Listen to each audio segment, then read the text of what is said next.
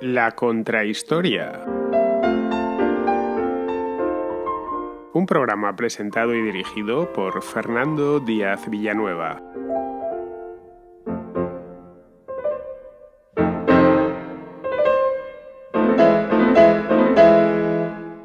El de la antigua Roma fue un mundo de ciudades, en algunos casos extraordinariamente densas y pobladas. Sus habitantes se concentraban en poco espacio y eso requirió ingeniosas soluciones de vivienda. Las había de todos los tipos, desde las lujosas residencias patricias hasta las modestas casas de los campesinos. Cada tipo de casa estaba pensado para cumplir un propósito específico, adaptándose a las circunstancias de sus ocupantes y al entorno geográfico. Esta variedad no solo evidencia la complejidad de la sociedad romana, sino que también ofrece una ventana única para entender su vida cotidiana, sus valores y su organización urbana y rural. La domus era la residencia de las familias patricias en las ciudades durante el periodo republicano y el Alto Imperio. Este es el modelo más conocido y estudiado de la arquitectura doméstica romana, ya que son las que encontramos en lugares como Pompeya. Se trataba de una casa unifamiliar de planta más o menos rectangular, diseñada para combinar funcionalidad, privacidad y ostentación.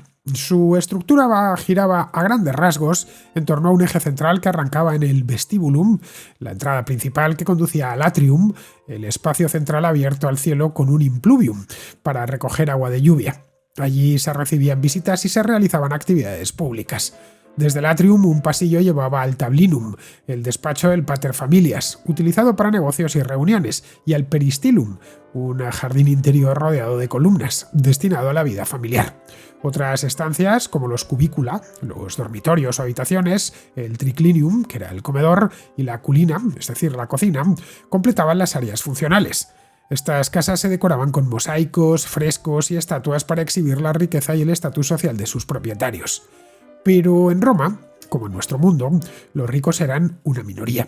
En las grandes ciudades, la mayor parte de la población, compuesta por plebeyos, artesanos y comerciantes, vivía en insulae, edificios de apartamentos de varios pisos que respondían a la escasez de espacio. Estas construcciones solían tener tiendas, conocidas como tabernae, abiertas a la calle, mientras que los pisos superiores albergaban apartamentos llamados cenácula. La calidad de vida en estas insulae variaba según la altura. Los apartamentos más altos eran más pequeños, más básicos y más baratos, con menor acceso además a comodidades como el agua corriente o las letrinas. Las insulae eran, en esencia, el equivalente romano a los bloques de apartamentos modernos y albergaban a buena parte de la población urbana. Fuera de las ciudades, los romanos adinerados poseían villae, villas, grandes residencias rurales que servían tanto para vivir como para producir. Existían dos tipos principales: la villa urbana, mansiones de lujo destinadas al descanso y al ocio, situadas en áreas suburbanas o costeras. Solían estar decoradas con jardines, con piscinas y con frescos, como las de la bahía de Nápoles y las villas que podemos encontrar en algunos lugares como Pompeya. Y luego tenemos la villa rústica, que eran granjas dedicadas a la producción, que incluían áreas residenciales para el propietario y dependencias para esclavos, almacenes y establos, algo similar a las haciendas de nuestro tiempo. Estas villas eran un símbolo de riqueza, pero también cumplían un papel esencial en la economía agraria romana. El campesino libre vivía en casas más simples, que serían equiparables a nuestras granjas. Eran construcciones modestas, generalmente de adobe o de piedra, con pocas habitaciones y sin las sofisticaciones de la domus o de la villa. Su diseño priorizaba la funcionalidad, con espacio para el almacenamiento de la cosecha y el cuidado de los animales. Pues bien, para tratar este tema nos acompaña hoy Javier Gómez Marín, que es arqueólogo de la Universidad de Murcia, que está de paso por Cambridge, ciudad en la que hacemos este programa. Javier es experto en casas romanas, de hecho es toda una autoridad en la materia. Con él nos adentraremos en este interesante aspecto de una sociedad que era mucho más parecida a la nuestra de lo que a menudo se piensa.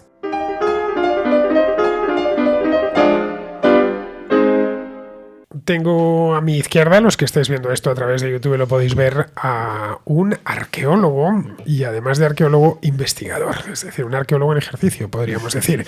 Se llama Javier Gómez Marín, ya os lo he presentado en la introducción. Él está en la Universidad de Murcia, pero está pasando unos meses ahora en Cambridge porque está haciendo un trabajo especial. Vamos, está preparando de hecho el doctorado, y aquí en Cambridge, en la Universidad de Cambridge, al parecer está uno de los mayores especialistas en casas romanas que hay en todo el mundo. Está Esta ciudad, como bien sabéis, tiene una universidad magnífica y las universidades magníficas las hacen especialistas magníficos. Muy buenas, Javier, ¿cómo estás? Hola, buenas tardes, Fernando. Muchas gracias por contar conmigo. No, por favor, contar contigo para mí es un placer. Bueno, os contamos un poquito. Acabamos de hacer un vídeo, de hecho, que lo tenéis en en mi canal de YouTube, lo hemos hecho los dos juntos. Hemos tenido la mala pata de que nos ha caído una granizada de padre muy señor mío por aquí, por Cambridge. Estaba yo esperándole aquí en casa diciendo, bueno, pues mira, a ver si sale el sol. Y los dos salimos a grabar y hablar un poquito de la antigua Roma. Y hemos salido, al principio, nada, los primeros 15 minutos nos ha respetado el tiempo. Sí, no parecía Inglaterra, la verdad. Y luego nos ha caído una mano de granizo, pero una cosa mala. Bueno, yo a Javier le conocí hace apenas una semana en casa de un amigo, en casa de Miguel, que, bueno, pues me lo trajo, nunca mejor dicho, y me comentó que era arqueólogo, que estaba en la Universidad de Murcia, que había venido a Cambridge a hacer esto. Y, en fin, ya sabéis mi pasión por la historia. Tan pasión que tengo un programa de historia, no os digo más. Bueno, y le empecé a preguntar cosas y a la vuelta de 20 minutos dije, oye, ¿quieres hacer un programa conmigo sobre este tema de las viviendas romanas, las casas romanas? Es un tema fascinante porque tendemos a pensar que Roma es solo sus templos, sus acueductos, sus puentes, sus circos, sus anfiteatros, sus teatros, etcétera. Es decir, todos esos edificios públicos que son maravillosos, pero a fin de cuentas el romano medio no vivía en una basílica, ni vivía encima de un acueducto, vivía en casas.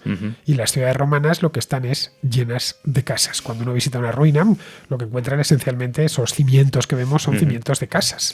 Sí, en gran medida. Depende de, obviamente, en qué parte de la ciudad te encuentres, pero sí, en gran medida los cimientos que vemos, muchos de ellos pertenecen a estas viviendas en las que la población de las ciudades romanas, ya sea de las regiones tanto en Inglaterra como, por ejemplo, luego en el Próximo Oriente, pues eran esos lugares donde ellos vivían. Hay algunas ciudades en las que las casas son el principal atractivo, que es el caso de Pompeya, claramente. Sí, obviamente Pompeya al final no deja de ser una ciudad que ha sido fosilizada en el tiempo, ¿no? Gracias al Vesubio en el 79 nos ha permitido encontrar una ciudad que está prácticamente intacta y por lo tanto tenemos testimonios de primera mano, testimonios materiales de cómo era una casa, porque normalmente las casas, como podréis imaginar, las encontramos en ruinas, las encontramos derrumbadas y no siempre conservan sus alzados, ¿no? Sus muros, ¿no? Las pinturas murales, los pavimentos. Por lo tanto, contar con ejemplos como los de Pompeya o algunas otras ciudades en el que la casa está intacta nos dice mucho sobre cómo vivía esta gente y también cómo era la morfología de la casa y sus principales características. Bueno, la morfología de las casas romanas ya sabes que suelen venir al menos de la domus, porque ahora vamos a ver la distinta tipología que había, ya sabes, lo del peristilo, el atrium, el impluvium, todas estas cosas. Eso es un poco la simplificación más simplificada de la casa pompeyana. Sí, así es. Como he dicho, tenemos que tener presente que la imagen que nosotros vemos en Pompeya es la de una ciudad del 79 después de Cristo, es lo que ha llegado hasta nosotros, pero la casa romana, al igual que otros muchos edificios y instalaciones, evoluciona con el paso del tiempo. Por lo tanto, las casas que vemos en Pompeya son bastante diferentes o son algo diferentes a las que vemos, por ejemplo, en el siglo II o en otras ciudades del imperio, porque también afecta, por supuesto, el clima. No es lo mismo una casa de una ciudad mediterránea, como puede ser Pompeya, que una casa, por ejemplo, de Inglaterra, donde el clima es diametralmente opuesto. Bueno, aquí en esta ciudad de Cambridge no era una ciudad romana, pero sí tuvo un asentamiento romano. Duroliponte se llamaba. Duroliponte estaba ahí abajo, donde está el Castle Hill, donde está la colina esa, había un castillo que construyeron los normandos. Y según he podido leer, ahí hubo un asentamiento mínimo, debió ser una aldea llamada Duroliponte, que tenías que oírles decir a estos Duroliponte. Sí. Cuando se encuentran la palabra no saben muy bien cómo pronunciarla. Bueno, me cuesta a mí incluso. Bueno, pues esto era una pequeña aldea, no era propiamente una ciudad, pero en Britania, es decir, en la provincia de Britania, sí que llegó a haber algunas ciudades, no del tamaño de las que encontramos en el Mediterráneo, pero sí algunas. En el caso de Hispania, que entiendo yo que es lo que más conoces, aunque solo sea... Tú vives además en un lugar con mucha presencia romana, como es la región de Murcia. Sí, por supuesto, en Murcia tenemos Cartago Nova, tenemos Cartago, tenemos Cartagena y, por supuesto, Cartagena durante una importante parte de la historia romana, ha sido una capital, ha sido una ciudad capital primero de un conventus, que es una especie de demarcación territorial, y posteriormente también ha sido capital de la provincia cartaginiensis. Entonces, claro, su rol como capital, también como puerto del Mediterráneo, ha repercutido en la riqueza que esa ciudad llegó a experimentar y por extensión también a la riqueza de sus edificios públicos y sus casas. En Cartagena hay una casa magnífica, hablábamos hace un momento de ella, de la Casa de la Fortuna. Entiendo que la conocerás bien, sí, y no como turista, precisamente. La Casa de la Fortuna la tengo muy presente y sin embargo es una casa que, pese a contar con pavimentos bastante que podemos decir que son bastante lujosos para la época. Hablamos de una casa del periodo agusteo, ¿no? De finales del siglo I a.C., principios del I después de Cristo, pero eso es una casa que podemos decir incluso que comparada con otras viviendas de la ciudad o de las provincias romanas, es una casa, digamos, de una persona acomodada, quizá un mercader o una persona que, por ejemplo, no tenía los medios económicos como para hacer una gran domus, como si hay otras en la ciudad de Cartagena, por ejemplo. En la ciudad de Cartagena o en Itálica. En Itálica hay una muy famosa, la Casa de los Pájaros. Exactamente. La conocerás. Esto, los nombres le suelen, no es que se llamasen así. A ver, la Casa de la Fortuna es porque hay un mosaico en el suelo que pone fortuna, sí. que le desea buena fortuna, buena suerte al que entra. A la diosa fortuna, sí. Y en el caso de la Casa de los Pájaros, es cualquiera que vaya a Sevilla y visite Itálica, no hace falta que le digan, esa es la Casa de los Pájaros, la va a reconocer porque hay una de las estancias, no sé cuál es, una cubícula o... Sí, una estancia de representación. Una de las estancias es, no, un cubículo no, porque en ese caso sería una habitación, no sé, quizá era el tablinum, el despacho. La cuestión es que está con pájaros, el mosaico. Son dos casas, ya digo, en España no hay que irse a Pompeya para ver todo este tipo de arquitectura residencial. La ventaja que tiene Pompeya es que están casi intactas en muchos casos. Exactamente. Lo bueno de Pompeya es que, por ejemplo, muchas veces cuando estudiamos la casa romana, no solamente en la península itálica, sino también en general en el imperio, muchas veces la interpretación de las habitaciones, de las estancias, de la utilidad que podía tener una u otra habitación se basa sobre todo en paralelos que encontramos en Pompeya, ¿no? En el estudio o en el análisis de los exponentes pompeyanos que nos dan un poco un paralelo en el que poder contrastar la funcionalidad de las estancias en casas que no se encuentran en buenas condiciones. Claro, Pompeya ha servido, bueno, Pompeya y Herculano, no olvidemos que aunque sea más pequeño, Herculano también es espectacular. Sí, tenía su importancia, claro. En Herculano tenemos casas de 2 plantas, Así es. Cosa que en Pompeya no hay, y eso es importante, ya solo verlas llama la atención. Ahora hablaremos de las casas de varias plantas, porque cuando estamos en un edificio de apartamentos, un bloque, tendemos a pensar que es el colmo de la modernidad. No. Los romanos hacían bloques bastante altos que se venían abajo con demasiada frecuencia. Bueno, en el caso de Pompeya ha servido un poco como regla. En función de lo que se encontraba en Pompeya y Herculano, se ha ido haciendo arqueología en el resto de la cuenca del Mediterráneo.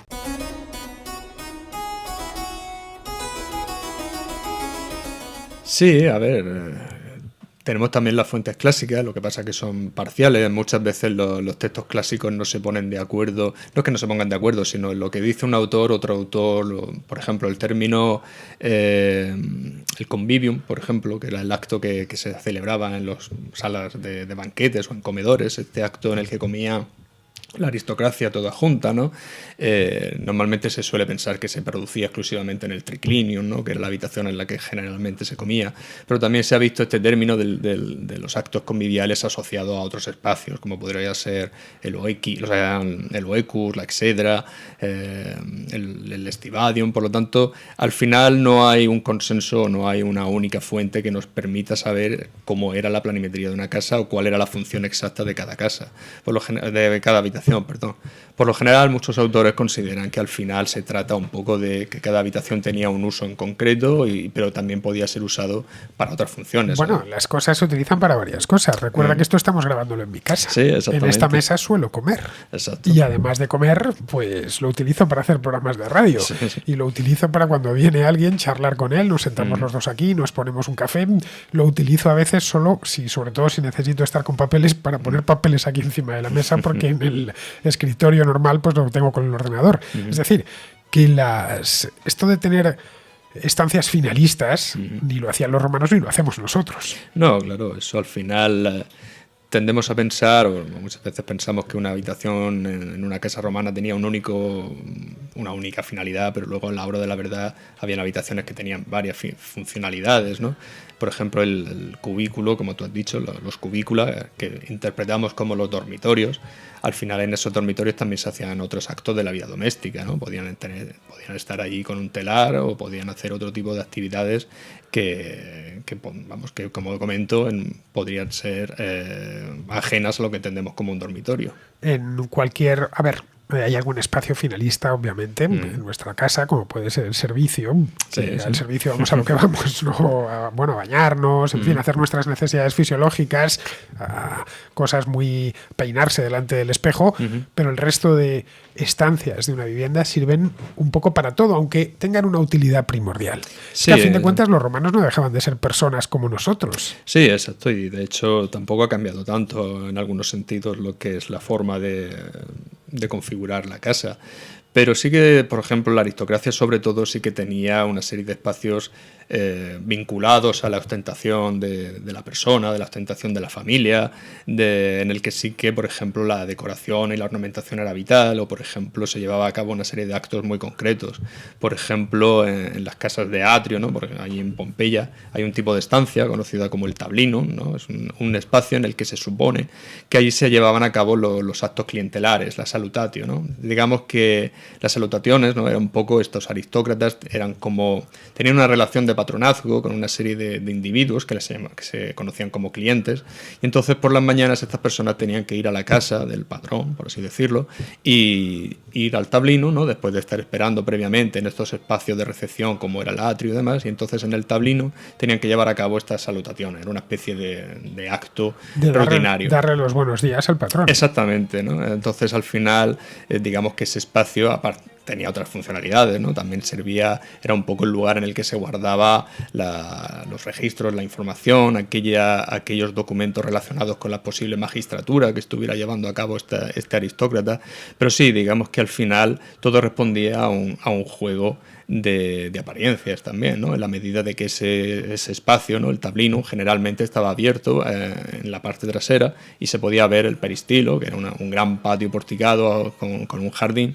Entonces, claro, era una forma también de que simplemente entrando por la casa podías ver perfectamente toda su amplitud y también la riqueza que esta contaba. El tablino vendría a ser algo así como una oficina. Una oficina, sí. Resumiéndolo mucho, pero sería una especie de despacho en el que también se llevaban a cabo estas actividades. Esto en las grandes casas, las grandes mansiones de nuestro tiempo, los dueños también se ponen un despacho. Aunque luego lo utilicen poco, pero se ponen su despacho. Y además no sé si habrás estado en alguna casa de alguien con dinero, pero entras al despacho de ese alguien con dinero y lo tiene puesto con madera, con un chester, en fin, una cosa muy bien puesta. Y dices, ¿pero pasas mucho tiempo aquí? No demasiado, pero bueno, me lo puse porque es de buen tono tenerlo. Al final también es eso, es ostentación, ¿no? de tu poder económico y social. Luego, dentro de esta categoría que estamos hablando ahora, Javier y yo, que sería la domus, lo que entendemos por domus, de ahí viene esa raíz doméstico, viene, ¿no? El término doméstico. Bueno, todo lo relacionado a domicilio, todo lo relacionado con casa. Nosotros utilizamos otro término que también viene del latín, casa, pero no sé por qué evolucionó en nuestro idioma hacia casa y no hacia domus. Bueno, aunque en italiano también evolucionó hacia casa. Sí, ahí también... La casa ellos llamaban casa, pero no a este tipo de casa. Es decir, era una casa, obviamente, pero una casa domus. Un lugar en el que, bueno, vivía la gente. Había domus rurales y domus, por lo menos domus urbanas, o lo que se ha encontrado, y domus urbanas. Siempre tenemos en la cabeza la domus urbana por el tema de Pompeya, o lo que hablábamos de la casa de la fortuna. Si nos fijamos, no es muy distinto a lo que puede ser una casa, una mansión urbana de nuestro tiempo. Sí, lo que pasa el planteamiento es el mismo. Sí, al final también es cierto que al igual que hoy en día, cuando se construían estas grandes viviendas, muchas veces estaban restringidos por la realidad del momento, desde el punto de vista de que a veces no tenían superficie habitable suficiente, o la propia orografía, ¿no? del terreno en el que se iban a construir las casas, y entonces muchas veces estaban restringidos a tener que hacer la vivienda a lo mejor más pequeña o hacerla a lo mejor de varias plantas, y por lo tanto muchas veces generalmente estos aristócratas preferían a veces irse a vivir a sus vilas rurales, donde sí que tenían el terreno suficiente como para hacer la casa tal y como ellos querían. Estos villae ya estaríamos hablando de un tipo de casa de campo. Sí, a grandes rasgos son grandes mansiones que tiene además por rurales. lo general una explotación agraria. Exacto. Aneja. Suelen tener explotaciones agrarias de producción de vino, de aceite. Claro, aquí habría un punto importante, y es pensar que, no lo sé, si hoy, por ejemplo, nos extinguiésemos, qué sé yo, y dentro de 2000 años viniesen nuestros descendientes lejanos y viniesen a hacer excavaciones en donde vivimos y considerasen que nuestra sociedad pues eran las casas de los ricos, se equivocaría. Sí. Es decir, excava, qué sé yo, La Moraleja en Madrid. Diría, caray, cómo vivían estos tipos, ¿no? En Somosaguas, no sé, estas grandes urbanizaciones que hay a las afueras de la ciudad, o ciertos palacetes urbanos. Pues esto realmente qué vida de lujo. Sí. La realidad es que el romano medio no vivía en la Villa de los Misterios. No, desde luego. Ni mucho menos. De hecho, es bastante escasa la información que tenemos respecto a las viviendas más humildes, por varios motivos, porque en primer lugar estas casas generalmente estaban hechas de materiales más pobres, de técnicas constructivas más sencillas, materiales perecederos, entonces claro, muy pocas han llegado en buen estado a día de hoy, se conocen muy poco. Y luego por otra parte también es cierto que durante gran parte del siglo XIX y el siglo XX, estos grandes arqueólogos, que muchos de ellos pertenecían a la aristocracia, ¿no? A la aristocracia alemana o a la aristocracia británica, normalmente ellos preferían excavar viviendas en las que sabían que iban a encontrar mosaicos y cosas así, que son al final las que le va a dar prestigio, ¿no? Entonces digamos que estas casas más humildes siempre han estado un poco dadas de lado, tanto en la arqueología como en las fuentes escritas, porque también en las fuentes escritas es poco lo que se menciona. Entraríamos aquí en un mundo que a mí me fascina desde que lo descubrí siendo un adolescente, que es el de las ínsulas, el de los edificios de apartamentos, que era en el que vivía, por ejemplo, en la ciudad de Roma la mayor parte de la ciudad. Claro. En las ciudades de provincias, al disponer de más espacio, las ínsulas no son más que bloques de apartamentos. Bloques de apartamentos que apenas se han conservado. De hecho, hay uno al lado del altar de la patria, del Aracoeli, que, bueno, cuando pasa desapercibido, si no vas avisado, y es la única que queda en toda Roma. Sí. Pero es que llegó a haber como 40 o 50.000. Sí, las ínsulas, digamos que era, como has comentado, era la solución para los problemas de presión demográfica, ¿no? En aquellas ciudades en las que carecían de superficie habitable, que tenían mucha población, al final tenían que recurrir a estos mecanismos. De hecho, estos edificios se sabe que han llegado a contar con alturas de más de 6 pisos, o sea, auténticas estructuras muy importantes. De hecho, Augusto, ¿no? El emperador Augusto, llevó a cabo la proclamación de un código legal, de una ley que se conoce como de modo edificorum, en el que limitaba la altura de estos edificios a 70 pies, porque al parecer estaban ya cansados, por así decirlo, de que se vinieran abajo. Unos 20 metros. Sí, unos 20-21 metros aproximadamente. Y entonces sí, tenemos constancia de que edificios de ese estilo existían en Roma y en otras ciudades. Pero también es cierto que, claro, estamos hablando de edificios en los que vivirían las clases más humildes. Al final son edificios que no contaban con las comodidades de una domus, de un patricio, de un aristócrata. Por ejemplo, tenían auténticos problemas a nivel de ventilación y de iluminación, dado que normalmente eran estancias o pequeños apartamentos, como comentas, a las que no llegaba siempre la luz, ¿no? La luz normalmente, el foco principal venía de una especie de patios centrales o patios de vecinos, y por lo tanto había problemas de ese estilo. Es raro encontrar evidencias de decoración en ese tipo de casas, ya que son gente que no tiene los recursos o tampoco les interesa llevar a cabo una decoración importante de sus viviendas. Que eran de alquiler en muchas ocasiones. Sí, en gran medida estos edificios pertenecían a la aristocracia y ellos los alquilaban este tipo de edificios para conseguir también tener una fuente de ingresos. Bueno, las casas en sí, el mercado inmobiliario romano era fabuloso, porque era un mercado inmobiliario que no tenía nada que envidiar al actual. También había una especulación tremenda. Había una especulación tremenda, las casas se caían, se incendiaban. Hay que tener en cuenta que una cosa, hay muchas cosas que damos por hecho en nuestro mundo, pero que no deberíamos darlas por hecho, como por ejemplo la luz eléctrica. Tampoco son tantas a las generaciones que han pasado desde que empezaron la luz eléctrica, pero en el mundo del siglo I no había luz eléctrica. La única manera que tenías de iluminarte eran con unas lamparitas unos candiles de aceite, las lucernas. Bien, eso se caía y adiós. Claro, las casas se hacían de ladrillo, pero los solados y los tejados se hacían de madera.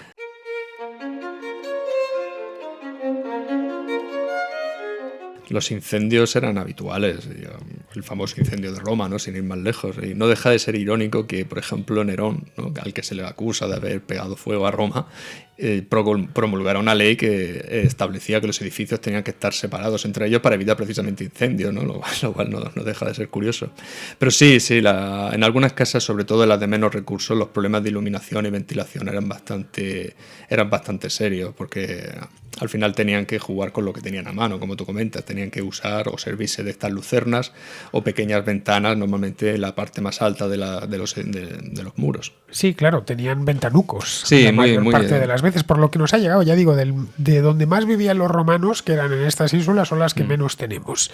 Estuve hace unos años en las ruinas de Ostia Antica, cerca de Roma, en la desembocadura del Tíber, y allí había muchísimas, porque eso era un puerto, el mayor puerto de Roma, por ahí entraba prácticamente todo. Hay una ínsula. Y estaba, veías la base de la ínsula, pero te podías hacer una idea, no solo por el grosor de los muros y el ancho, decías, esto debía ser un edificio importante. Sí, al final, la misma que has comentado del Ara Coeli en Roma, se sabe dónde está el inicio, por así decirlo. Si tú te asomas, está como a 10 metros por debajo. Está por debajo del nivel de la calle actual, pero si te asomas puedes ver que a día de hoy creo recordar que todavía se distingue una altura de unos 5 pisos. Lo cual es bastante si tenemos en cuenta que son edificios de hace 2000 años. Estas se hacían en materiales baratos, se hacían siempre en ladrillo, madera, exacto. Desconozco si los enlucían o no los enlucían, es posible que se hiciese. Sí, normalmente le darían enlucidos de mortero de cal, pero raramente tendría algún tipo de decoración o pintura mural. Sí, porque claro, la decoración no era como ahora, que tenemos decoración industrial. Que yo ahora necesito un cuadro, voy a la tienda, lo compro y tengo el cuadro que me venga en gana. Había que llamar a un artista para que te lo hiciese. Pintura mural, exacto. Y luego otro problema añadido, de nuevo con estas cosas que decía antes que damos por hechas sin que deberíamos dar por hechas, que es el saneamiento y el agua corriente. Es decir, las domus, las casas grandes, tenían acceso al agua de acueducto. Sí, normalmente. Pero las ínsulas no. Normalmente las domus, ¿no? Las casas pertenecientes a la aristocracia o a gente con ciertos recursos podían pagar o podían costearse la conexión de su vivienda a la red de agua corriente que venía de acueductos, como comentas. Pero eso llevaba un gasto y también implicaba un mantenimiento. De hecho, normalmente durante el periodo republicano, durante principios del siglo I después de Cristo, normalmente estas casas, el abastecimiento de agua y con ello también lo que eran las instalaciones hidráulicas para desaguar y demás, será casi todo aguas pluviales o ya pozos de la zona, ¿no? Cisternas y pozos de la zona, pero sobre todo con la implementación del acueducto y es cuando ya empezamos a ver que estas cisternas que usaban para almacenar agua van desapareciendo y entonces ya se sirven de esta agua corriente, ¿no? También es cierto que, claro, ellos tenían que jugar con la gravedad, ¿no? con las pendientes para poder conducir el agua limpia, o sea, para recibir el agua limpia y conducir el agua sucia fuera, que se conectaría con una cloaca principal que iba bajo la calle. Entonces, claro, era un proceso costoso y entonces no todo el mundo se lo podía permitir. De hecho, por ejemplo, las letrinas, ¿no? Como comentas, son, por lo menos en mi investigación de lo que son las casas de la provincia citerior en la península ibérica, son bastante escasas. Realmente hay pocas que al menos se hayan conservado, que se hayan documentado, lo que quiere decir que incluso los aristócratas, algunos contaban con letrinas, pero muchas veces todo el mundo acababa en mayor o menor medida en los baños públicos. En los baños públicos, solo en la ciudad de Roma había 1000 y pico. Claro, los termas eran edificios públicos y normalmente estaban a disposición de gran parte de la sabes población. que se pagaba por entrar, había lo de pecunia non olet, ¿no? Cuando subió Vespasiano los impuestos a los urinarios, vamos, y le dijo, papá, por favor, le dijo Tito, eso es un poco feo, dijo, mira, hijo, le sacó los denarios, le dijo, mira, como el dinero no huele. Exacto. Bueno, estos que vivían vamos a hacernos una idea, vamos a tratar de, imaginemos un bloque de apartamentos, no muy distinto a cualquiera de nuestra época, el que estamos. Esto es un bloque de apartamentos construido creo que en los años 80, una cosa así, de ladrillo, por cierto, porque en esta ciudad, como bien sabes, todo se construye en ladrillo. A mí me es muy familiar porque en Madrid también todo se construye en ladrillo, visto. Y que tiene, estas son típicas bloques británicos que tienen exactamente 3 plantas. Y esto es lo más alto que vas a encontrar aquí. Pero imaginemos que estamos en la más alta de todas. Imaginemos que tuviésemos que subir hasta aquí por una escalera que no es tan luminosa, como la que hemos subido. Y no hay ascensores, ¿no? Que no claro, pues ascensores, por supuesto, ni nada, por supuesto, nada de eso. Que estuviésemos iluminados con un candil y que no tuviésemos ni cuarto de baño. Eso, y que, por supuesto, no tuviésemos estas ventanas, que aquí he tenido que echar la cortina porque nos entraba mucha luz. Estamos hablando de las clases más humildes de la ciudad. Entonces... Bueno, más humildes vivía una buena parte de los romanos allí. En estas ínsulas. Pero es que la aristocracia no era la mayoría. Al final lo que era el pueblo no era la mayoría de estas ciudades. Entonces al final eran donde vivían, en estos sitios. Es decir, el romano medio, la idea, esto de 40 millones de romanos, no sé si conoces este libro que habla de la que no era la élite, el romano que no es la élite. Del pueblo, ¿no? Que siempre pensamos, además insiste una y otra vez diciendo, no, esto no es una historia del Imperio Romano, es una historia de los romanos, pero de los romanos que no formaban parte de la élite. Y esos romanos eran la mayor parte. Claro. Ahora bien, también es cierto que tenemos en esto de nuevo un sesgo, y es mirar demasiado las ciudades itálicas, sobre todo Roma, o el caso de Pompeya. En el mundo provincial, el caso de Hispania, por ejemplo, que es lo que tú más conoces, por cercanía, claro, ya no encuentras ciudades tan densas. Es decir, Cartago Nova, que era una ciudad grande, no tenía la densidad que podía tener Roma o que podía tener Alejandría. Roma es que es un rara avis, ¿no? Dentro de lo que es el mundo antiguo, ¿no? por el tamaño que tenía. Pero había otras ciudades del estilo. Cartago en su momento de esplendor tampoco debería ser mucho más pequeño que Roma. Pero sí, también es cierto que no debemos caer en la simplificación de pensar que Roma eran ricos y pobres. Al final también había todo ahí una especie de clase media, por así decirlo, de mercaderes, de libertos, de comerciantes que también podían vivir en otros espacios diferentes al de las que no podemos llegar a considerar como estas grandes domus, pero que tampoco eran ínsula y de vecinos. Mira, aquí tengo el libro, no era 40, perdón, 60 millones de romanos. Aquí está Jerry Toner, que por cierto está aquí en Cambridge, este hombre, supongo que lo sabrás, pues te lo publica Planeta, es un gran libro, os lo voy a dejar está en castellano, por supuesto, lo publica la Editorial Crítica, que está especializada en historia. Entonces aquí os voy a leer solo para que os hagáis una idea, la sinopsis. Dice: las historias de Roma suelen hablarnos tan solo de las élites dirigentes y su cultura. En este libro, por el contrario, se refiere al pueblo romano, la masa de 50 a 60 millones de artesanos, trabajadores, campesinos, mendigos o esclavos que formaban el 99% de la sociedad y compartían una cultura integrada por sus estrategias de vida y por sus formas de entretenimiento, en ocasiones netamente subversivas. Bueno, y luego aparece Jerry Toner, tal. Este es un especialista en esto, pero la no élite vivía en este tipo de casas. En el caso de, por ejemplo, de tú que has estudiado bien Cartago Nova, ¿dónde vivía allí esta no élite de la que habla Jerry Toner? Pues por ejemplo porque ínsulas no hacían falta. Ahí lo hemos encontrado casas de menor tamaño, como por ejemplo la que he comentado de la Casa de la Fortuna. También, por ejemplo, muchas veces estas viviendas de la aristocracia, ¿no? Estas grandes domus contaban con una primera planta que muchas veces eran pisos de alquiler. Ellos tenían esa vivienda y la alquilaban y las plantas, o sea, las habitaciones de los pisos superiores las alquilaban a otras personas. Que eran más baratas. Más baratas. Es una cosa invertida. Ahora cuando vas a comprarte un apartamento o alquilarlo, si está en una planta 10, pues te lo van a cobrar mucho más caro que si está en la primera. Pero sí, normalmente esta gente solía alquilar, ¿no? las habitaciones superiores. Con el paso del tiempo, por ejemplo, y la cada vez mayor situación de declive económico que sufría esta ciudad u otras, vemos que también estas casas, por ejemplo, algunas habitaciones, incluso de la planta baja, que por lo que sea ya no la necesitaban o no la necesitaban, bueno, sí, no la necesitaban, la acababan alquilando también para convertirse en pequeñas viviendas. Y también hay un fenómeno bastante habitual que sobre todo se produce en el Bajo Imperio, que es el de los edificios públicos que se acaban abandonando, no se mantienen y se acaban convirtiendo en bloques de viviendas. Bueno, el caso del Teatro de Marcelo. Sí, tendríamos un ejemplo, que fue un edificio de apartamentos pues hasta el momento presente. Sí. Y bueno, el Coliseo también ha sido mil cosas a lo largo de la historia. Ha sido un mercado, ha tenido también edificios en los que... tenía pequeñas estancias en las que vivía la gente. Al final el edificio, no solamente la casa, es un elemento vivo y va evolucionando con el paso del tiempo. Bueno, esto de mucha gente lo pregunta.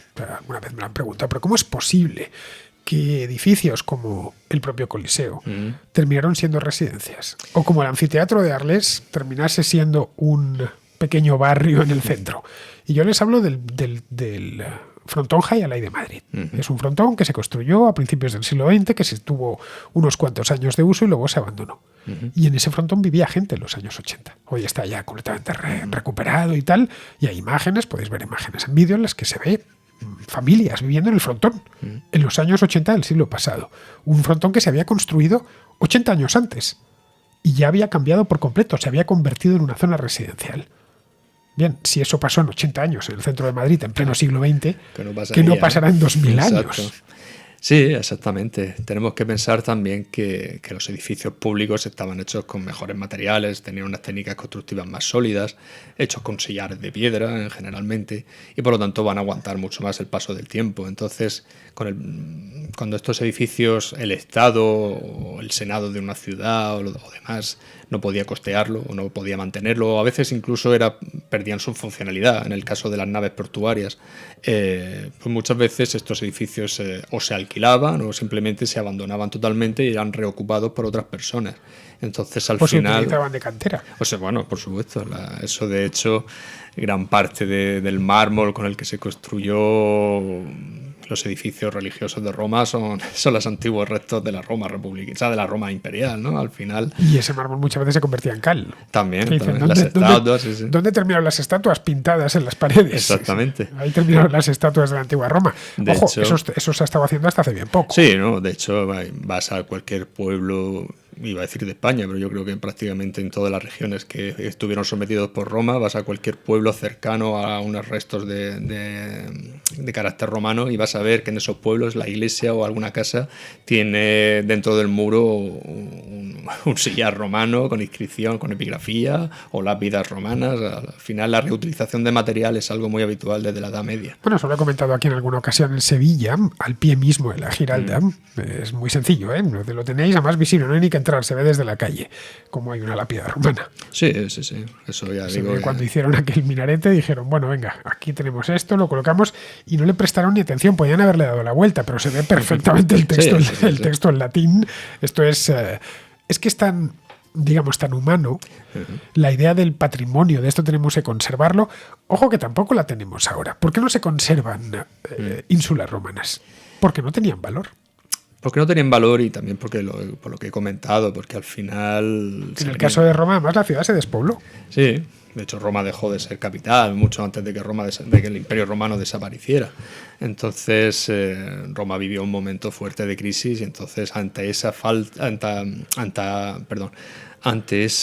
carencia de población, que había sido su problema inicial, pues ya no necesitaban mantener esas ínsulas y no tenían nueva población que meter allí. Sí, porque Roma pasa de tener, pues se habla de 1 millón de habitantes a quedarse en 50, 60 mil en el siglo XV, en el siglo V. Roma, sí, seguramente a raíz del momento de cierto apogeo que experimentó, sobre todo a raíz de que se convirtiera en la sede del Papa, ¿no? En la sede principal del Papa y demás, en la Edad Media y luego en la Edad Moderna, ha sido una de las causas por las que Roma, digamos, que ha vuelto a crecer. Ha renacido. Sí, la hacen renacer los papas, de hecho. Prácticamente, sí, los territorios de San Pedro. Por eso cuando se habla de Roma capital, quiero decir, no de la antigua Roma, se dice, no, la Roma antigua, ¿no? Tenemos luego la Roma de los papas, la Roma moderna, tal.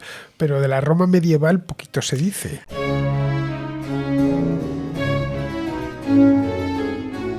Hay poco, la verdad, y luego aparte se ha destruido mucho también con el paso del tiempo y eso no solo afecta a Roma, afecta a otras muchas ciudades, ¿no? Al final estamos hablando de una evolución diacrónica de la ciudad y cada vez que se construye un edificio nuevo muchas veces se va a hacer sobre los restos de otro previo, entonces a veces...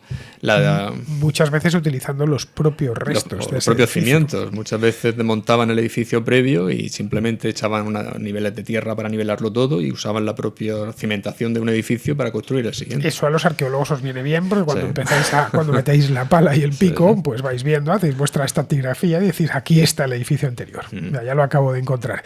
Claro, a partir de aquí tenéis que ponerle una cantidad de imaginación fabulosa.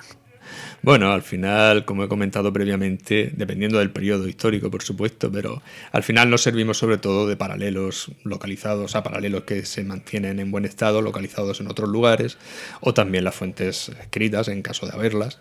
Pero digamos que dentro de lo que es la metodología arqueológica hemos llegado a conseguir un proceso bastante competente y unos mecanismos bastante útiles para poder, digamos, desgranar este complicado proceso de ver a qué etapa cronológica pertenece cada resto y demás. A mí, ya se lo dije en cierta ocasión, Alberto Garín, me parece un trabajo, pero de chinos, ¿eh? Tienes que hilar finísimo, te vuelves loco y dices, pero bueno, yo no, ya sé que tú estás viendo muchas cosas, pero yo soy completamente incapaz. Bueno, siguiendo con esto de la arquitectura residencial romana, hemos visto estas domus urbanas tan famosas por las excavaciones en Pompeya, hemos hablado de las ínsulas, que es un tema, ya te digo, que a mí me fascina, lo de las ínsulas. Esta de Aracoeli, siempre que voy me quedo mirándola. Y voy para arriba, para abajo. Me fascina. La gente no suele concebir que hace 2000 años se pudieran hacer edificios tan altos. O sea. Sí, claro, porque no hablamos de un edificio. Este sería un edificio bajo en Roma. El que estamos, un edificio de 3 plantas, que llegaban a hacer edificios de 5, de 6 y hasta de 7 plantas. Sí. Ojo, sin hormigón armado, solo con ladrillo y madera y una escalerita en el centro. Ya sé que antes hemos hablado mal, por así decirlo, de Gladiator 2, ¿no? Pero debo reconocer que en la primera película de Gladiator hay un momento, si me permite este inciso, en el que cuando se bajan, ¿no?, del carro que los está llevando a Roma y uno de el compañero de Máximo, ¿no?, sí, el Númida, se queda mirando el Coliseo y dice, no sabía que el hombre podía hacer algo así. Y entonces, de verdad es algo que yo me imagino que diría una persona que llegara a Roma, ¿no?, por primera vez en la Roma imperial, ¿no? Una persona que viniera de las provincias y de repente, vamos, de una zona rural, y que llegara a Roma y viera esos edificios tan altos, edificios como el Coliseo, como el anfiteatro. Claro, de verdad pensarían que esa ciudad y que ese imperio está regido por una persona por un dios, ¿no? Recordemos que luego estos emperadores se divinizaban. Bueno, me lo he apuntado aquí, me lo he tenido que apuntar porque es que es muchísimo. Roma, en su apogeo, lo tengo aquí, tenía unos aproximadamente 20 kilómetros cuadrados de extensiones, para que nos hagamos una idea. A principios del siglo IV, Roma tenía 11 foros. Tenía 200 templos, 11 termas de gran tamaño, 12 basílicas, 2 anfiteatros, 43 arcos del triunfo, 37 puertas en la muralla, 19 acueductos, 5 circos, 2 estanques para naumaquias, 970 baños públicos, 1.400 fuentes, 3 teatros, 9 puentes, 11 columnas conmemorativas, un estadio y un odeón. Esto era la Roma de principios del siglo IV.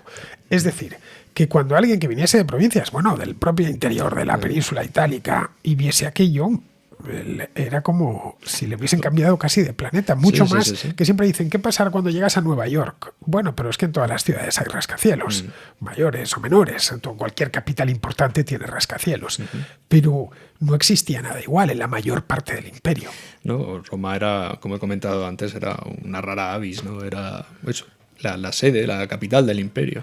El romano medio vivía o en ciudades de provincias, que podían llegar a ser incluso ciudades grandes. En la península ibérica había algunas que eran de importancia. El caso de Cartago Nova, el caso de Tarraco, el caso de Córdoba en Andalucía, la actual Córdoba, el caso de Cádiz. Eran ciudades itálicas, que llegó a ser una ciudad importante en su momento. Mérida Augusta.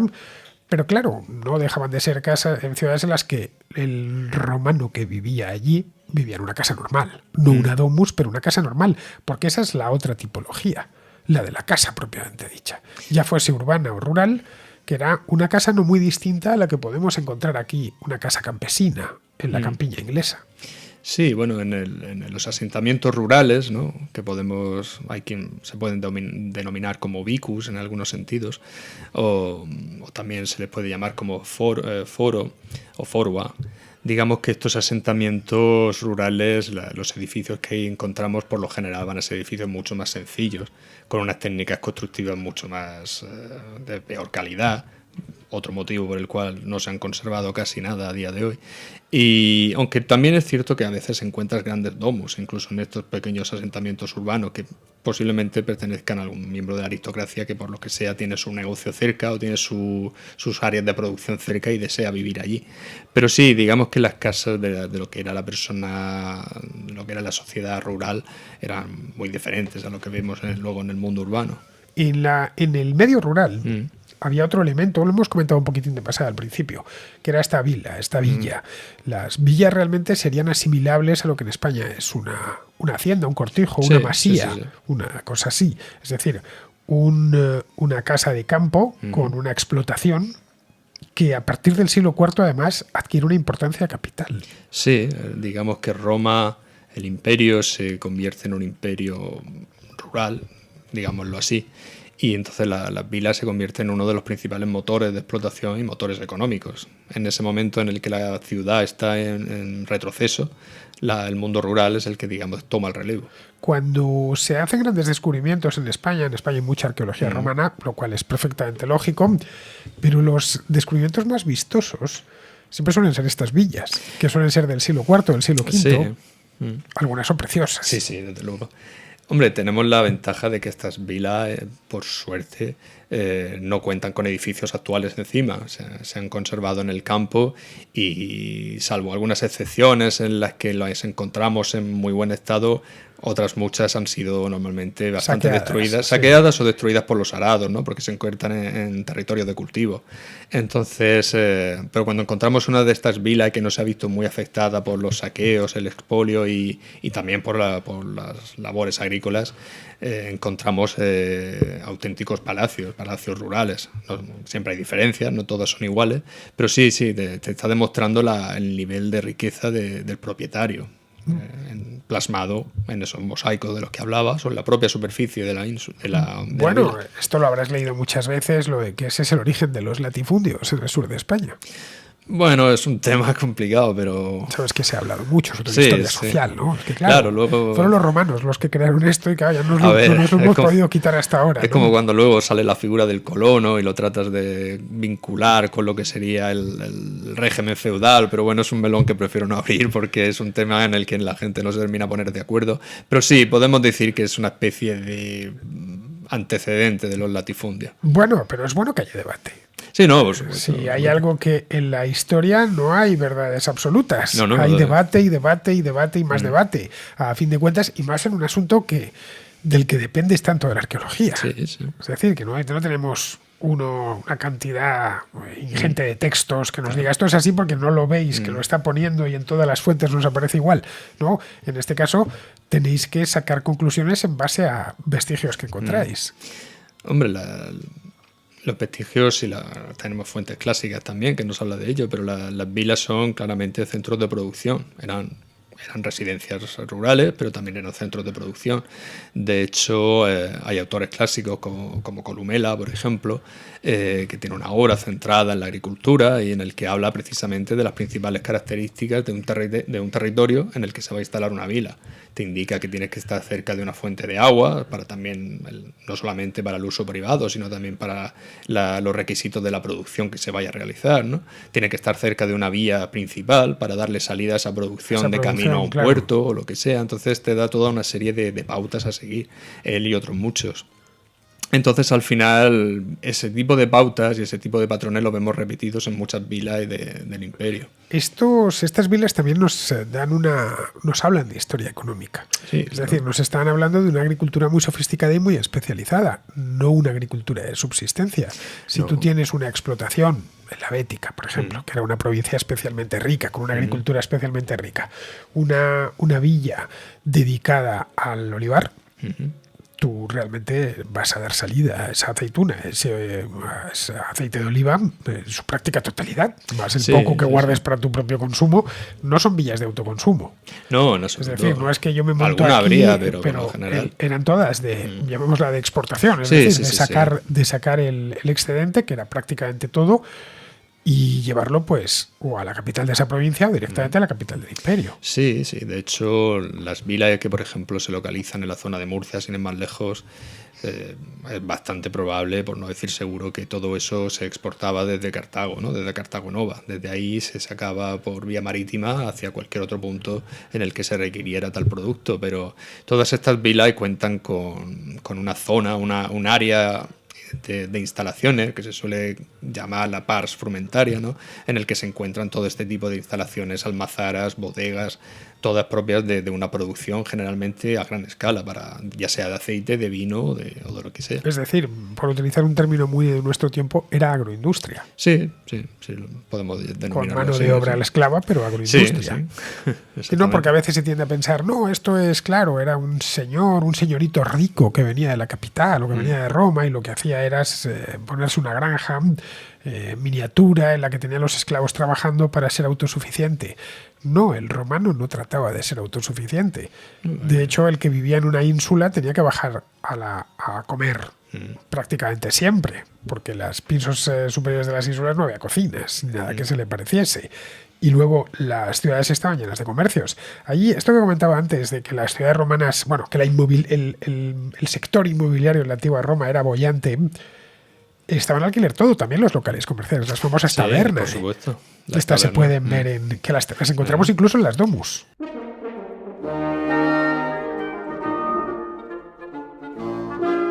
Sí, por supuesto. A ver, como he comentado antes, los propietarios de estas viviendas, de la misma manera que alquilaban a veces las habitaciones superiores, de las plantas superiores, también alquilaban algunos espacios de la planta inferior para convertirlos o alquilarlos como tabernas. Y de ahí sacaban también una fuente de ingresos. Ojo, una taberna no es la idea que tenemos de taberna hoy en castellano, ¿eh? Es un local comercial. Sí, un local comercial. Normalmente, a veces era un local en el que se producía cierto producto y se vendía.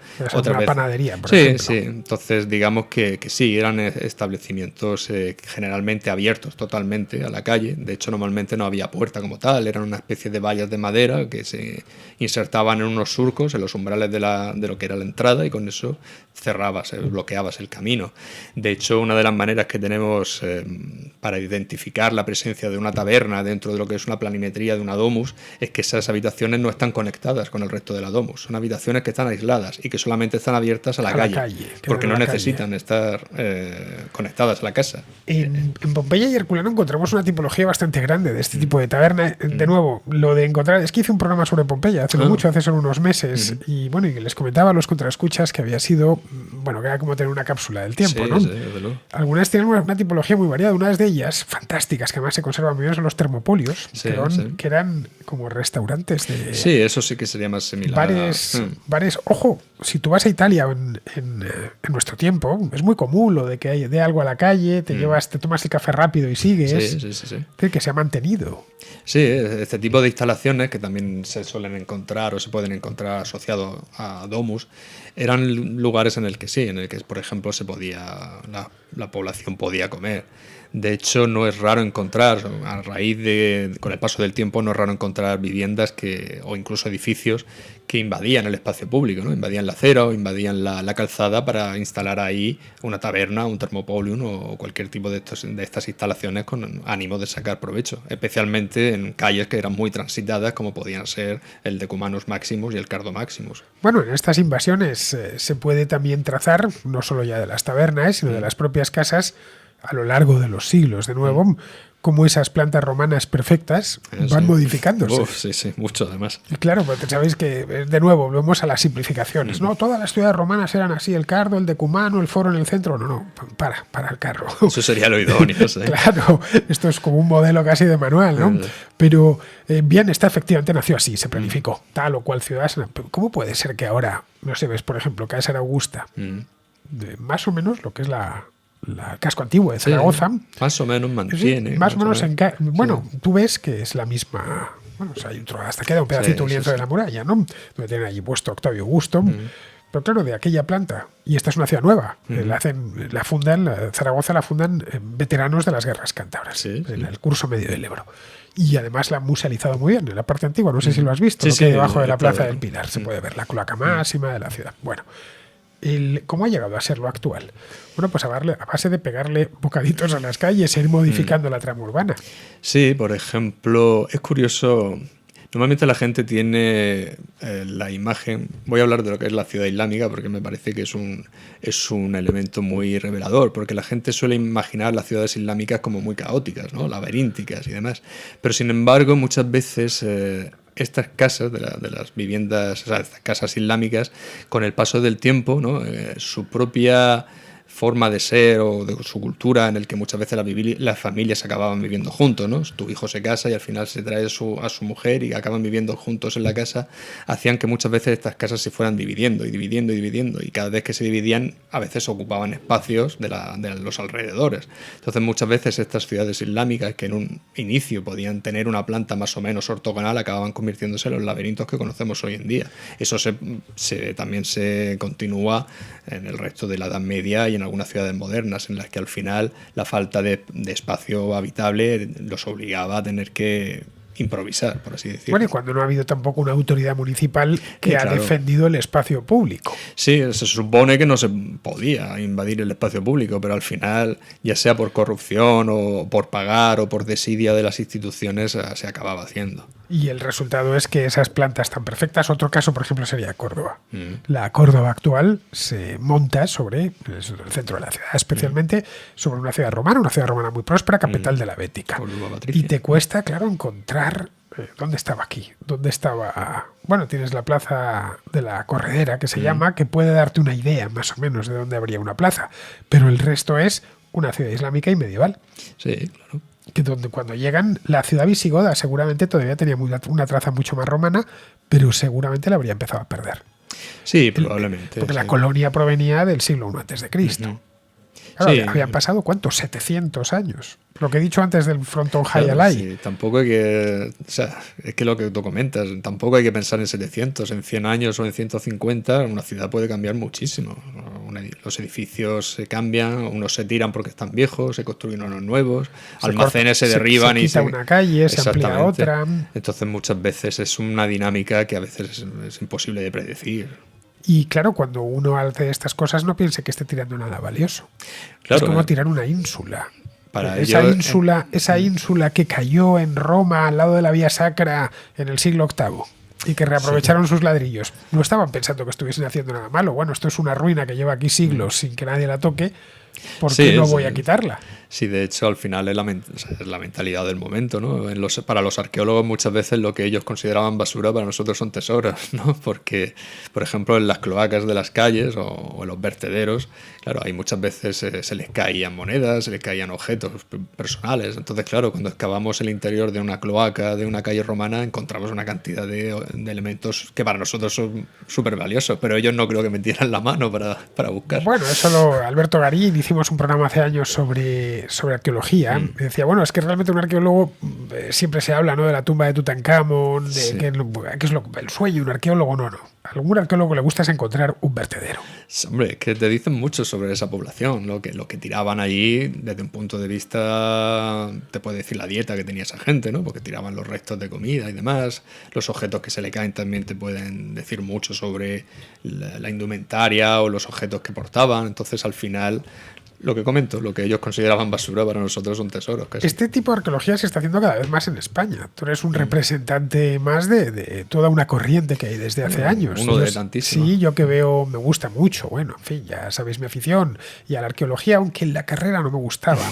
No sé, igual fue cosa de que no estaba yo todavía preparado para estas. Me gustaba más la historia contemporánea. Esa es la razón por la cual me especialicé en historia contemporánea. Pero vamos, que le ha agarrado gusto a raíz de que, pues claro, muchos años después conocí a Alberto y le fui cogiendo gusto y veo muchos, siempre que veo un documental de arqueología que antes me aburrían, ahora lo entiendo mucho mejor. Y lo que estoy viendo, que se hace mucho documental en España, hay mucho reportaje, y ves muchos vídeos de YouTube, etcétera, se hace mucha excavación de este tipo de cosas, de casas, que siempre, y he empezado el programa con esto, siempre que pensamos en la antigua Roma, pensamos en templos, como si los romanos viviesen en ellos. Lo que te explica una sociedad es los sitios donde viven. Claro, al final también estamos restringidos, ¿no?, por la realidad, desde el punto de vista de que muchas veces estas excavaciones que se llevan a cabo en las ciudades actuales, ¿no?, como puede ser Mérida, Córdoba, las que has comentado, las que se encuentran sobre los restos de las antiguas ciudades romanas, son excavaciones de pequeña entidad y entonces muchas veces con los restos que encontramos no estamos seguros de lo que tenemos adelante, pero de igual manera es habitual que lo que encontremos suelen ser casas, porque al final es lo que más abundaba en una ciudad. Y normalmente si se encuentra restos de un edificio público, se identifica. O sea, los edificios públicos tienen una serie de patrones o características que suele ser bastante sencillo, entre comillas, saber que estás ante un edificio público. Pero sí, normalmente gran parte de los restos que tú encuentras cuando haces una excavación de urgencia en una ciudad van a ser o instalaciones comerciales o viviendas. En el caso de la Casa de la Fortuna, volviendo con Cartagena, en este caso se descubrió hace no tantos años, se excavó y al final se le ha dado una musealización muy buena. Así es, y yo creo que... Y se le ha puesto en valor, que era un poco la sí, idea. Sí, sí, y de hecho, siempre allá donde voy, y tú eres testigo, siempre defiendo la labor que se ha hecho a nivel no solamente de musealización, sino también de rentabilización del patrimonio, por así decirlo, ¿no? Cartagena ha conseguido, mediante la musealización y restauración de su patrimonio, del patrimonio que tiene excavado, ha conseguido convertir en una ciudad muy atractiva para el turismo, ahí para los cruceros, y la verdad es que es una ciudad en la que puedes encontrar restos que te permiten entender o te permiten ver el esplendor o la importancia que llegó a tener este centro urbano durante el siglo I y parte del siglo II. Es que el patrimonio puede ser un gran negocio para una ciudad. Exactamente. Sí se sabe hacer. Bueno, te contaba la semana pasada lo de Astorga, que había ido allí. Bueno, estuve, como bien sabéis, filmando contra la Revolución Francesa en el mes de octubre, no, finales de septiembre. Y bueno, aparte de que la ciudad la tiene preciosa, y yo ya sabía que era una ciudad romana, cualquiera, en fin, con una cultura media sabe de Augusta Histórica Augusta, etcétera, pero claro, cuando uno llega por primera vez, bueno, pues ve la catedral, que es del siglo XVI, ve el Palacio de Gaudí, que es del siglo XX, y ve una ciudad castellana o castellano-leonesa, vamos, pero lo que no encuentra es a Roma. Bueno, pues los astorganos han empezado a encontrarla debajo de la ciudad. Claro. Y hay una ruta, es fantástica. Hicimos, Alberto y yo, parte en la que están en los sótanos. En los sótanos, además te lo avisa. Aquí está tal cosa. Hicimos unos cuantos. Bueno, lo tenéis en vídeo porque grabamos en mi canal de YouTube. Tenéis uno que es la Astorga Romana y recorremos algunos. Y para una ciudad como Astorga es un plus al turismo máximo. Sí, por supuesto. En el caso de Cartagena todavía más, porque Cartago Nova realmente llegó a ser una ciudad muy importante que conserva hasta el teatro. Sí, estuve yo por allá hace 3 años. Y actualmente se está acabando el anfiteatro y la idea es añadirlo a la ruta turística. Claro, para una ciudad costera en la que, como dice Javier, pueden parar los cruceros, etcétera, tener un patrimonio de ese estilo que se pueda ser visitable. A ver, el patrimonio, aparte de explicarnos nuestro pasado, lo cual es su primera utilidad. Lo segundo es que, y eso, caray, creo que estamos todos de acuerdo, lo segundo es que mucha gente puede comer de él. Sí, desde luego. Sí, porque al final la gente que baja de esos cruceros, al final pasa el día allí o pasan algunos días allí y están consumiendo, y al final es una manera también de conseguir beneficios gracias a estas personas. No, yo esto lo digo a veces, ¿para qué sirve la arqueología? Bueno, pues para esto, esto y esto. Bueno, pero es que eso se puede vivir sin ello. A mí me da igual cómo se vivía en el siglo I. Siempre hay algún burro que te dice eso. Dices, bueno, ¿y si se pudiese comer de eso? ¿Y si ese fuese un negocio? Y entonces la cosa cambia. En España en muchos sitios se está haciendo bien, pero se está haciendo bien por primera vez en mucho tiempo. Sí, digamos que en un país tan rico desde el punto de vista arqueológico. Claro, muy rico. Digamos que los acontecimientos de los últimos años no han ayudado mucho, ¿no? Las situaciones de crisis económica desde el 2008 y las posteriores crisis que han habido y que todavía a veces colean a día de hoy, ha hecho que muchas veces lo que es la arqueología o el patrimonio se convierta un poco en el último mono, por así decirlo, y que la financiación que debería o que nos gustaría que recibiera este tipo de intervenciones pues se cancele o se congele. Entonces es bueno saber que parece que vuelve a haber un poco esa resurrección o ese interés. Me comentabas tú el otro día que esto tenían que ser inversiones a largo plazo. Sí, al final había que mirar a largo plazo. Sí, no se puede explotar, a ver, no me gusta la palabra explotar, no se puede intentar recuperar una inversión de la restauración de un espacio arqueológico, de un parque arqueológico a corto plazo. Al final tienes que hacer o tienes que configurarlo todo de una manera como ha hecho Cartagena, ¿no? De conseguir que la gente vaya allí. Y explicarlo. Y explicarlo bien también, por supuesto. Es decir, pocas cosas más interesantes hay que una casa. Una de las cosas que más te llama la atención, cuando os decía el otro día que tenéis que ir a Pompeya sí o sí, es de esos lugares a los que hay que ir antes de morirse. Y ya digo, no es un lugar donde vayas a encontrarte grandes templos, no, que los hay también, pero lo principal de Pompeya es que ves cómo vivía la gente.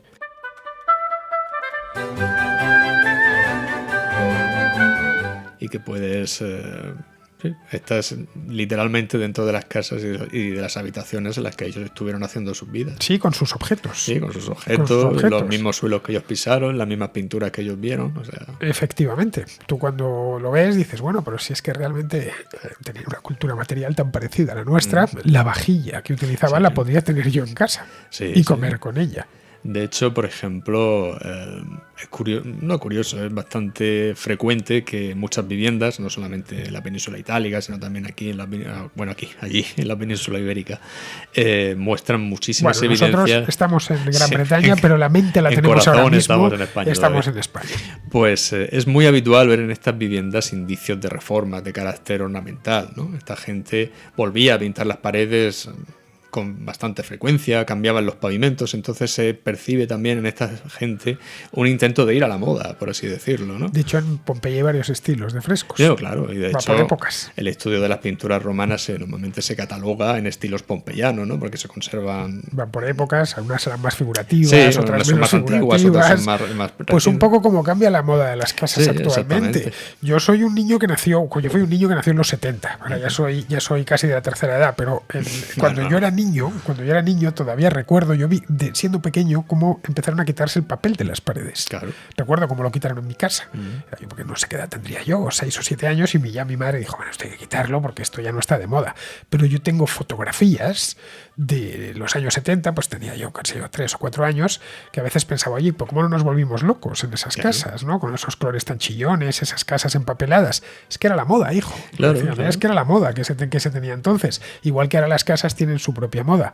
Pues los romanos no eran muy distintos. No, claro que no. Que podía permitirse modas. Y al final, lo que hemos dicho al inicio de todo esto, que estamos hablando de una civilización que duró muchos siglos. Y fíjate si durante esos siglos puede cambiar las modas o las formas de ornamentar o hacer una casa. Efectivamente, porque en esto, y con esto ya vamos a terminar, que llevamos más de una hora, el romano del siglo IV. El romano del siglo IV miraba al romano del siglo I como nosotros miramos al español del siglo XVIII. Sí, es decir, al español de tiempos de Felipe V, una cosa así, o de Fernando VI. Y, a ver, pensemos cómo vestían los españoles de tiempos de Felipe V, ¿no? Con esas pelucas y estas las chaquetillas, estas levitas que llevaban, en fin. Si eso ha cambiado, estamos a 300 años de distancia. Es lo que había entre esos romanos, entre Magencio y Octavio Augusto. De hecho, por ejemplo, hay textos clásicos, ¿no? De Plinio y de Festo, si no me equivoco, que mencionan que el atrio, ¿no? Que es la típica estancia que relacionamos con la casa romana, sobre todo la casa republicana y luego de inicios del imperio, estos textos mencionan el atrio como un espacio pasado de moda, como un espacio antiguo que está pasado de moda. Y de hecho ya a partir del siglo I ya el atrio desaparece prácticamente, que es cuando ya empieza la hegemonía del peristilo como único espacio distribuidor de la vivienda. Sí, que estos diagramas que nos ponen algunos libros, está el atrio aquí, el peristilo aquí. Ahí está todo muy clarito, pero luego la realidad me temo que... La realidad es muy distinta. Bueno, vamos a terminar aquí, vamos a acabar ya porque no quiero quitar a Javier más tiempo del que me ha dado, que ha sido muchísimo, y por la tarde hemos hecho este vídeo y luego además, pues nada, nos hemos sentado a grabar. Espero que os haya gustado y espero que te haya gustado a ti estar en la contrahistoria. Encantado. Muchísimas gracias de nuevo, Fernando, y nada, espero que a los espectadores les guste o les interese este tema. Yo creo que sí, creo que sí les va a gustar, y además creo que lo hemos hecho especialmente por tu parte, que eres el especialista, has tratado de ser lo más didáctico posible. Sí, que sé que a los académicos os cuesta un poquito a veces. Sí, empezamos con los latinajos. Y... No, lo has hecho francamente bien, pero bueno, yo aquí tuve mucho ojo porque lo vi yo en casa de Miguel, dije, este tío vale, cosa que si te hubiera visto muy, muy académico, pues no te hubiera dicho nada, pero dije, ¿sabe explicarlo? Me estuviste contando unas cuantas cosas, dije, si me está gustando a mí, tiene que gustarle a la audiencia. Eso es. Muy bien, queridos, pues con esto vamos a terminar ya, como todos los viernes. Terminamos esta contrahistoria. Y nada, yo me despido de todos vosotros. Hasta la próxima contrahistoria.